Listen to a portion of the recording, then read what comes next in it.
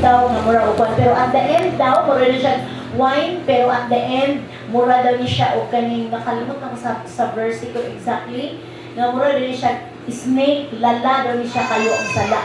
So kung gusto nimo nga mura siya sama sa binom, di ba kaning ang sala so makamatay.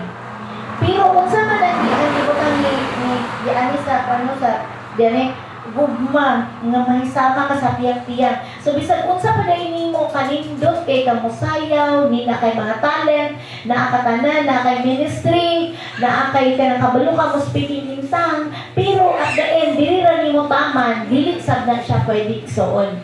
No, ang gibutang diri everyday nimo ikinabuhi. Do nga masayop man ta, di man jud nato na masayop nga makalimot ta, but in unyani niya, the Holy Spirit will always remind us to be holy. Gibutangan jud na dili lang dili sa simbahan nga pagkaabot nimo sa inyo, lahi na sab ka, mag-transform na pud ka into another. No, dili ka mura kag anghel sa simbahan, pero pag-abot nimo sa balay, pag-abot nimo kung ikaw na lang isa, mo transform na dayon ka.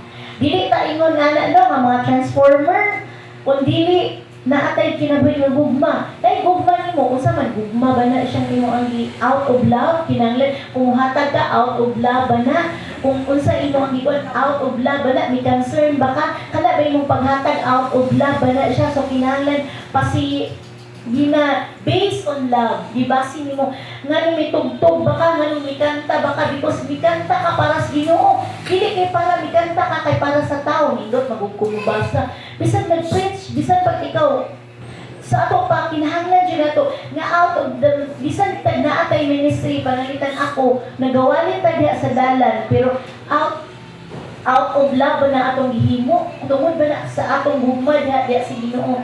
Amen. Ni kinahanglan ang atong ang atong paghimo ni ana out of love.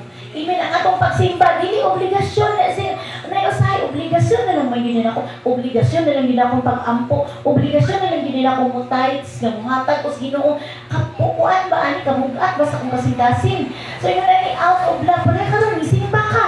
Unsa man imo out of love or obligasyon nimo or imo na lang routine na lang mangunin ako. Ang atong pagkanta sa Ginoo out of love na or obligasyon nimo. Makanta ra ba jud ko kay to nagkanta sa pastora mo apil na lang ko. It's out of love. Ginahanglan ang Ginoo na nanay X-ray nakahibalo na siya sulod sa tong kasing-kasing. Ug unsay sulod nganong miganta ka, nganong misimba ka, nganong mitugtog ka, nganong miganta ka diristo nga naggunit ka sa mic. Unsay imong obligasyon naa ba kay gipangayo sa Ginoo na Lord ako ning ihatag kay naa jud gipangayo nimo Lord, gusto jud ko nga ingon ani mahitabo niya kung dili na ihatag sa Ginoo. So ang ato tanan dai gibuhat diri out of love. Amen. Out of love ang pagsimba diri pag ani nimo diri or obligasyon nimo or naa kay motibo. Naa ba tay motibo maha? Naa? Wala dai motibo si maha. Yadyon na yung gugma. Amen. Then see bisan pag iaway ka, bisan pag nasakitan ka, bisan wala pa kay sudan, wala ko'y bugas, wala ko'y pamayiti, galabad akong ulo, kinahanglan kani akong isimba karon ako na lang mong ipangita og taog ka ng kwarta, makakwarta pa ko magansi jud kay igsoon. So bisan pa bisan pa unsa ka aduna kay panagna, grabe kay ministry. Bisan pag naa kay ministry pero nakasabot ka ning tinago sa bisan pag naa kay gift o prophecy, nakasabot ka sa mga tinago, prophesy ka kani mga igsuon mao ni ang atong kinabuhi. O bisan pa unsay imo ang himpit nga pagtuo sa Ginoo, ikaw ha grabe kay ka na kay pagtuo, taas kay pagtuo, pa imong gipabalhin ang ganing bukid padulong sa kay grabe kay kag pagtuo, pero makahimo ka pagpabalhin sa bukid dili ni ako ang wala o word apan wala kay ugma sama ra ka wala jud kay kapuslanan. So ingon ani no kung naa kay nag-discount ni sa ministry, grabe kay ka kuan jud kay ka kaning speaking tongue jud ka puno jud kay ka sa kaning sa Holy Spirit. Pero kung wala ko kay gugma, which is ang gugma fruit of the Holy Spirit ni siya. So kung nakay puno ka sa balaang Espiritu Santo, puno ka sa presensya sa Ginoo na jud kay gugma.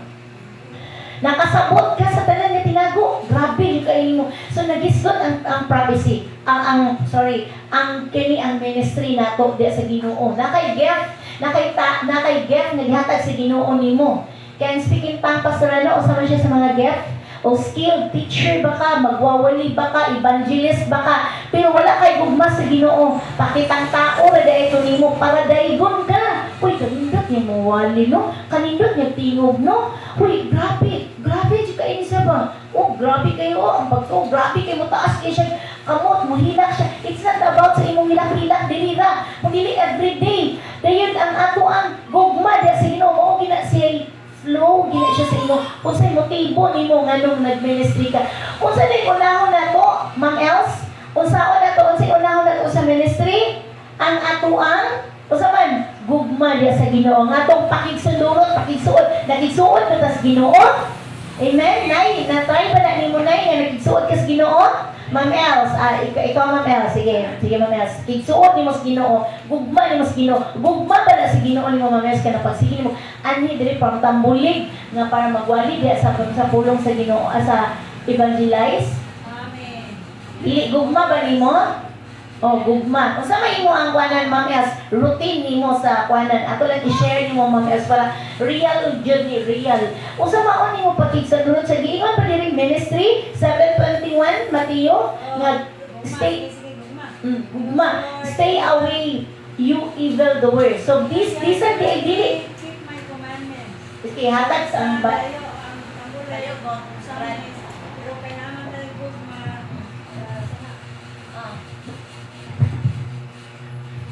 Bang,